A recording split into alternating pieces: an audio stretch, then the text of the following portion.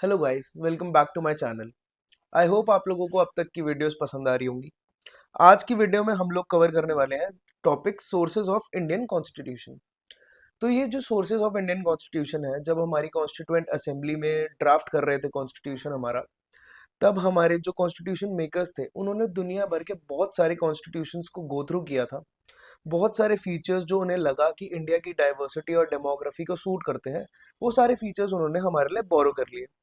इनको हम exactly copy paste नहीं कह सकते कि वहां से कॉपी पेस्ट कर लिए, क्योंकि बहुत सारे इसमें यूनिक चेंजेस इंडिया की डाइवर्सिटी, डेमोग्राफी, पॉपुलेशन, इन सब चीज़ों को, बहुत सारी चीज़ों को ध्यान रखते हुए वो सारे प्रोविजंस इसमें डाले गए हैं। ज़्यादा वक्त न लेते हुए हम टॉपिक स्टार्ट करेंगे। हमारा टॉपिक आज का है सोर्सेज ऑफ इंडियन कॉन्स्टिट्यूशन। इसके साथ साथ मैं आपको ट्रिक्स बताने वाला हूँ जो कि बहुत ईजी कर देगी आप लोगों के लिए रिमेंबर करने को। फैक्चुअल डाटा बहुत है प्रीलिम्स का, तो कुछ चीजें अगर ट्रिक्स वगैरह यूज करके आसान हो सकती है तो आपको वो जरूर करनी चाहिए। तो स्टार्ट करते हैं अपने पहले सोर्स के साथ, जो कि है गवर्नमेंट ऑफ इंडिया एक्ट 1935। अब इस एक्ट से हमने काफी सारा स्ट्रक्चरल पार्ट बोरो किया, जैसे कि फेडरल स्कीम, फेडरेशन, यानी कि हमारे पास सेंट्रल गवर्नमेंट भी है, स्टेट गवर्नमेंट भी है एंड लोकल गवर्नमेंट भी है। लोकल गवर्नमेंट इंडियन मॉडल का एक यूनिक फीचर है। Office of governor, her state के पास एक गवर्नर होना चाहिए। जुडिशरी, जैसे कि हाई कोर्ट्स हो गए, सुप्रीम कोर्ट्स हो गए, डिस्ट्रिक्ट कोर्ट्स हो गए, ये प्रोविजन भी हमने इस एक्ट से बोरो किए। पब्लिक सर्विस कमीशन, जिस चीज की हम तैयारी कर रहे हैं सिविल सर्वेंट बनने की, वो कमीशंस भी हमने इसी एक्ट से बोरो की। इमरजेंसी प्रोविजंस, इंडिया के अंदर national emergency, state emergency, financial emergency, तीन तरीके की इमरजेंसीज होती हैं। उसके जो भी प्रोविजंस होते हैं कि उसमें हमने क्या करना होता है, किस तरीके से वो लागू होती हैं, कब वो हटती हैं, ये सारे प्रोविजंस भी हमने उस एक्ट से बोरो किए। And some administrative details. इसको याद करने के लिए एक बहुत आसान सी ट्रिक है, जेपीईजी फॉर्मेट। ये एक इमेज का फॉर्मेट होता है, इस तरीके से आप इसको याद रख सकते हैं। फैक्चुअल डाटा प्रीलिम्स के अंदर बहुत ज्यादा होता है, तो कुछ ट्रिक्स, कुछ निमोनिक्स ऐसे अगर मिल जाए जिससे याद रखा जा सके इन चीजों को, तो बहुत आसान हो जाता है। जेपीईजी फॉर्मेट, जे से होगा हमारा जुडिशरी, पी से PCS, that is public service commission, E से हो गया इमरजेंसी, जी से गवर्नर ऑफिस, एफ से फेडरल स्कीम। आगे बढ़ते हैं अपने नेक्स्ट सोर्स पे, जो कि है ब्रिटिश कॉन्स्टिट्यूशन, जिससे हमने बहुत सारा पॉलिटिकल पार्ट बोरो किया। अब ब्रिटिश कॉन्स्टिट्यूशन वो कॉन्स्टिट्यूशन है क्योंकि ब्रिटिश ने हम पे इतने साल रूल किया, हमने देख रखा था कि उनका सिस्टम किस तरीके से चलता है, तो वही हमें बहुत प्रेफरेबल लगा अपनी कंट्री के लिए। अब पार्लियामेंट्री फॉर्म ऑफ गवर्नमेंट हो, रूल ऑफ लॉ हो, लेजिस्लेटिव प्रोसीजर्स या फिर लॉ मेकिंग प्रोसीजर्स हो, सिंगल सिटीजनशिप, हम सिर्फ इंडियन सिटीजन कहलाते हैं, किसी स्टेट के सिटीजन नहीं कहलाते। कैबिनेट सिस्टम हो गया। प्रेरोगेटिव रिट्स, रिट्स वो होती है जो सुप्रीम कोर्ट और हाई कोर्ट के पास हम डायरेक्टली जा सकते हैं अगर हमारे फंडामेंटल राइट्स वायलेट हो। इनको एक अलग वीडियो में डिटेल में कवर करेंगे। बाइकैमरलिज्म, मतलब कि to houses of parliament, Rajya Sabha, Lok Sabha, और सिमिलरली स्टेट लेजिस्लेचर में कि legislative assembly and legislative councils. अगर इसकी ट्रिक की बात करें तो वो है पार्ले बिस्किट। अब ये बिस्किट हम सब ने खा रखा होगा और खाते भी होंगे अभी भी। तो इस तरीके से हम इसको याद रख सकते हैं कि PAR, RL और L, ये जो चार वर्ड्स हैं आगे के, ये बहुत इंपॉर्टेंट है इसमें। PAR, parliamentary government and prerogative rights. RL मतलब रूल ऑफ लॉ। L मतलब लेजिस्लेटिव या लॉ मेकिंग प्रोसीजर। अब यहाँ से BI में हो जाएगा बाइकैमरलिज्म, S से आ जाएगा हमारा सिटीजनशिप, एंड C से कैबिनेट सिस्टम। थर्ड पार्ट पे, थर्ड सोर्स पे मूव करते हैं, तो है ये यूएसए। यूएसए से हमने फिलोसॉफिकल पार्ट बोरो किया। उसमें आते हैं फंडामेंटल राइट्स जो कि हमारे सिटीजन्स को मिलते हैं, जैसे right to equality, right to freedom, right against exploitation, etcetera. 6 तरीके के होते हैं, इसे भी एक अलग लेक्चर्स में कवर करेंगे, अभी सिर्फ सोर्सेज की बात कर रहे हैं। Independence of judiciary, judiciary external interference, executive, legislature, इन सबसे फ्री है। फियर और फेवर के बिना जुडिशरी अपना काम कर सकती है। जुडिशियल रिव्यू, कोई भी लॉ अगर कॉन्स्टिट्यूशन के अगेंस्ट जा रहा है तो जुडिशरी उसको चेक कर सकती है, उसे नल एंड वॉइड डिक्लेयर कर सकती है, ये पावर्स हैं उसके पास।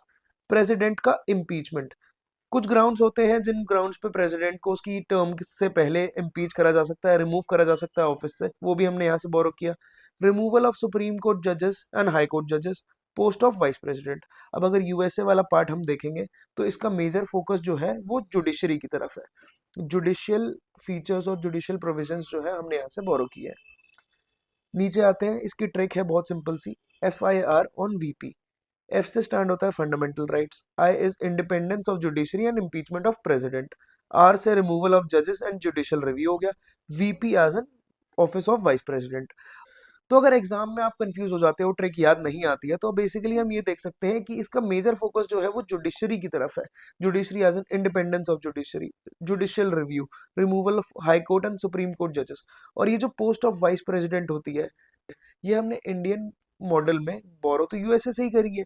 यूएसए के अंदर ही वाइस प्रेसिडेंट की पोस्ट होती है, यूके में तो होती नहीं है। तो ये सारी चीजें हम अपना थोड़ा सा अगर माइंड अप्लाई करेंगे तो उस तरीके से भी हमें समझ आ जाएंगी कि प्रेसिडेंट की पोस्ट तो बेशक प्रेसिडेंट तो रिपब्लिक हो गया हमारा, वो हमने थोड़ा बहुत यूके से लिया, but specifically post of vice president ये यूके में नहीं है, ये हमने यूएसए से ली है। अगर ऐसा कोई क्वेश्चन आता है तो थोड़ा माइंड अप्लाई करके निकाल सकते हैं, ट्रिक भूल जाए तो। अब नीचे आते हैं अगले सोर्स पे जो कि है आयरिश कॉन्स्टिट्यूशन। इससे भी हमने फिलोसॉफिकल पार्ट बोरो किया। Directive principles of state policy, इनका बेसिकली एम होता है एक वेलफेयर स्टेट एस्टैब्लिश करना, सोशल एंड इकोनॉमिक वेलफेयर की तरफ ध्यान देना कंट्री का। Nomination of members to Rajya Sabha, कि क्या प्रोसीजर होता है राज्यसभा में मेंबर्स को नॉमिनेट करने का। प्रेसिडेंट के इलेक्शन का मेथड, ये हमने इनसे बोरो किया आयरिश कॉन्स्टिट्यूशन से। इसकी बहुत सिंपल सी ट्रिक है, रेड, RED। आर से राज्यसभा, ई से इलेक्शन ऑफ प्रेसिडेंट, मतलब उनका मेथड क्या है, और डी से DPSP। बढ़ते हैं अपने अगले सोर्स की तरफ, तो आता है कैनेडियन कॉन्स्टिट्यूशन। इससे हमने फीचर्स बोरो किए, जैसे कि फेडरेशन विद स्ट्रॉन्ग सेंटर, मतलब कि सेंट्रल गवर्नमेंट जो है पावरफुल है स्टेट गवर्नमेंट से ज्यादा, उसके पास ज्यादा फीचर्स है, ज्यादा पावर्स है, ज्यादा प्रोविजंस है। इसके बाद रेसिडुअरी पावर्स विद सेंटर।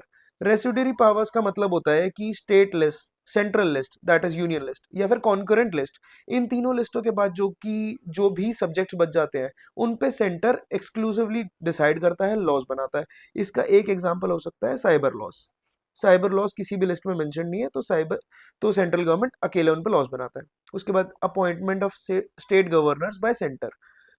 इसके बाद supreme court advisory jurisdiction. Canadian model जो है वो ज्यादा सेंटर पे फोकस करता है, strong centres, powers with centre, appointment of state governors with centre. तो इसकी ट्रिक भी यही है, सेंटर, जहां ज्यादा सेंटर वाली चीज आ जाए, सेंट्रल गवर्नमेंट वाली चीज आ जाए, वो हमने कैनेडियन कॉन्स्टिट्यूशन से बोरो की। सिक्स आते हैं हम अपना ऑस्ट्रेलियन कॉन्स्टिट्यूशन पे। ऑस्ट्रेलियन कॉन्स्टिट्यूशन से हमने कॉन्करेंट लिस्ट बोरो की, जिसपे दोनों state government and central government laws बना सकते हैं इकट्ठे। उसके बाद freedom of trade, commerce and intercourse, इसका प्रोविजन हमने यहाँ से लिया। फिर joint sitting of two houses of parliament, ये क्यों होती है जॉइंट सेटिंग, क्या होती है, ये सारी चीजें हम एक एक करके अलग अलग टॉपिक्स में डिस्कस करते जाएंगे।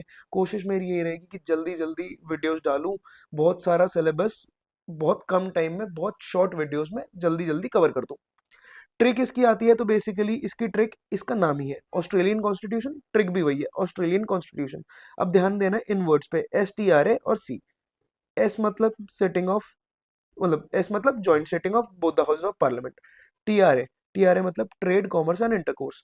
सी से हमने कॉन्करेंट लिस्ट ले लिया। अब ये ट्रिक तो याद भी नहीं रखनी पड़ेगी, नाम में ही है, बस इतना ध्यान रखना है कि नाम में क्या है। इसके बाद आते हैं हम अपना जर्मन कॉन्स्टिट्यूशन पे। जर्मनी से हमने बोरो किया था suspension of fundamental rights during emergency. Emergency provisions में बहुत सारे फंडामेंटल राइट्स होते हैं, अदर राइट्स होते हैं जो कि सस्पेंड करने पड़ जाते हैं, तो वो प्रोविजंस हमने जर्मनी से लिया। इसकी भी ट्रिक इसके नाम में ही है, GER एंड मनी। ER से आ गया इमरजेंसी प्रोविजंस, किसके, फंडामेंटल राइट्स के। बढ़े आगे तो आते हैं USSR पे, जो कि अब रशिया हो चुका है। Fundamental duties and ideals of justice, ये दोनों चीजें हमने यहाँ से बोरो की। हमने प्रियम्बल में पढ़ा भी था कि जस्टिस के जो प्रोविजंस थे, आइडियल्स थे, सोशल, इकोनॉमिक एंड पॉलिटिकल, ये हमने रशियन रेवोल्यूशन 1917, इसको क्या हो गया, 1917, इनसे बोरो किए थे। अब इसकी ट्रिक भी बहुत सिंपल सी है, DJ, D for duties, J for justice. तीन चार बार ये ट्रिक्स पढ़ोगे, PDF में हर एग्जाम के लिए, हर सब्जेक्ट की डिस्क्रिप्शन में अपलोड कर दूंगा। और ये सारी चीजें जो मैं पढ़ा रहा हूँ, ये जो टॉपिक्स हैं इंडियन पॉलिटी के, ये बेसिकली सिर्फ यूपीएससी में काम नहीं आएंगे, हर एक एग्जाम में, आप हर गवर्नमेंट एग्जाम में जहाँ पॉलिटी पूछी जाती है, आप उसमें यूज कर सकते हो। तो ये सारी चीज ट्रिक्स वगैरह अगर आप तीन चार बार रिवाइज कर लोगे तो आपके माइंड में बैठ जाएंगी। चलते हैं अपने अगले सोर्स पे, जो कि है south Africa. Constitutional amendment procedure, जो कि आर्टिकल 368 के अंडर है इंडिया में, इस पे भी डिस्कशन होगा बाद में। और दूसरा, राज्यसभा मेंबर के इलेक्शंस किस तरीके से होते हैं। इसकी ट्रिक है car, CA constitutional amendment, and R Rajya Sabha member elections. Easy easy tricks हैं, बहुत ज्यादा कॉम्प्लिकेटेड ट्रिक्स नहीं बना के दिए आपको कि पूरा ट्रिक्स याद करने के लिए भी ट्रिक्स लगानी पड़े, वो नहीं है, नॉर्मल ट्रिक्स से याद हो जाएगी।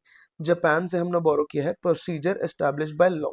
इसका मतलब होता है कि जो लॉ में लिखा है उसी तरीके से जुडिशरी एक्ट करेगी, उसी तरीके से जो लॉ है उसी के बेसिस पे पनिशमेंट दी जाएगी। अपने आप नेचुरल जस्टिस के प्रिंसिपल्स या फिर कोई और उसका नेचर जानने की कोशिश नहीं की जाएगी। स्ट्रिक्टली एज पर लॉ काम किया जाएगा। वो जो नेचुरल प्रिंसिपल्स के बेसिस पे होता है वो है due process of law.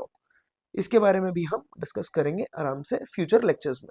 Basically अब इतना ध्यान रखना है कि जापान से हमने प्रोसीजर एस्टैब्लिश बाय लॉ लिया है। ये आर्टिकल 21 जो कि एक फंडामेंटल राइट है उसमें भी मेंशन्ड है। अब चलते हैं, ये टॉपिक तो खत्म हो गए, हमारे सोर्सेज तो खत्म हो गए। अब बसते हैं हमारे पीवाईक्यूज। पीवाईक्यूज बहुत इंपॉर्टेंट है कोई भी टॉपिक के बाद, और मैं आपको साथ साथ इसीलिए करा रहा हूँ, अब ये लेक्चर तो हमारा खत्म हो चुका है। पीवाईक्यूज इसीलिए करा रहा हूँ क्योंकि ये बहुत ज़्यादा इंपॉर्टेंट है। इनसे पता चलेगा कि एग्जामिनर क्वेश्चन पूछता कैसे है। चलते हैं, ये मैच द फॉलोइंग, हालांकि ये 2003 का क्वेश्चन है बट फिर भी मैंने डाल दिया, दिखा दो। अब directive principles of state policy, ये हमने कहाँ से लिया था? ये हमने आयरलैंड आयरिश कॉन्स्टिट्यूशन से लिया था, फिलोसॉफिकल पार्ट। तो ए का होना चाहिए 3। अब ए का 3 का है, अब यहाँ ए का 5 है, यहाँ ए का 5 है, तो ऑटोमेटिकली दो ऑप्शंस ये कैंसिल आउट हो गए। अब यहाँ ए का 3 है, यहाँ ए का 3 है, बी पार्ट में 5 5, तो ये दोनों तो सेम है। अब बी का मतलब फंडामेंटल राइट्स 5 यानी कि यूएसए हो जाएगा। ठीक है, तो ये तो यहाँ मैच हो गया, ये यहाँ मैच हो गया। अब देखना इन दोनों में से है कि इन दोनों में से क्या आंसर होगा। C part, concurrent list in union state relations. List जो है हमने ऑस्ट्रेलिया से बोरो की थी, ऊपर हमने देखा था, उसका निमोनिक भी डिस्कस किया था। अब यहाँ क्योंकि ये सी का 1 है तो इसका आंसर होगा D, that is automatically India as a union of state with greater union. ये हमने कनाडा से बोरो किया। Greater powers to the union मतलब वही आ गया ना, सेंटर वाली बात की सेंटर ज्यादा पावरफुल है, तो हमने ये वहां से बोरो किया। चलते हैं अपने नेक्स्ट क्वेश्चन की तरफ कि we adopted parliamentary democracy based on British model but how does our model differ from that model. ठीक है, ये 2021 में पूछा गया question. As regards legislation the British parliament is supreme और sovereign, but in India power of parliament to legislate is limited. ये सच्चाई बात है, इंडिया में पार्लियामेंट्री सॉवरेनिटी जो है वो लिमिटेड है, मतलब पार्लियामेंट सुप्रीम नहीं है, कॉन्स्टिट्यूशन सुप्रीम है।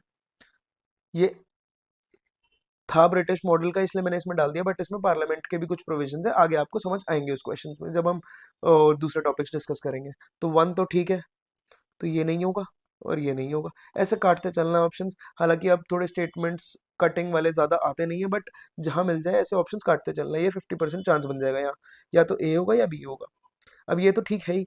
सेकंड देखते हैं, in India matters related to constitutionality of amendment of act of parliament are referred to constitutional bench by supreme court।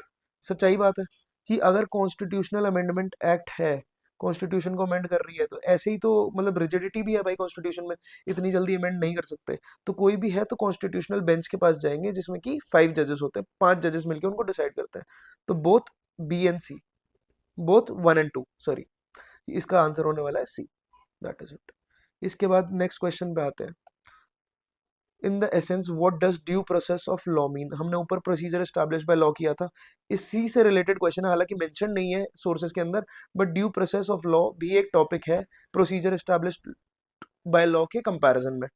अब ये बेसिकली इसका आंसर होता है प्रिंसिपल्स ऑफ नेचुरल जस्टिस, मैंने ऊपर भी बताया था, डिटेल में डिस्कस करेंगे, बट वही है कि due process of law natural justice के प्रिंसिपल्स को अप्लाई करता है कि कोई भी अगर हम लॉ बना रहे हैं, कोई भी अगर हम पनिशमेंट दे रहे हैं, तो उसमें हम उसका नेचर देखें केस टू केस बेसिस पे।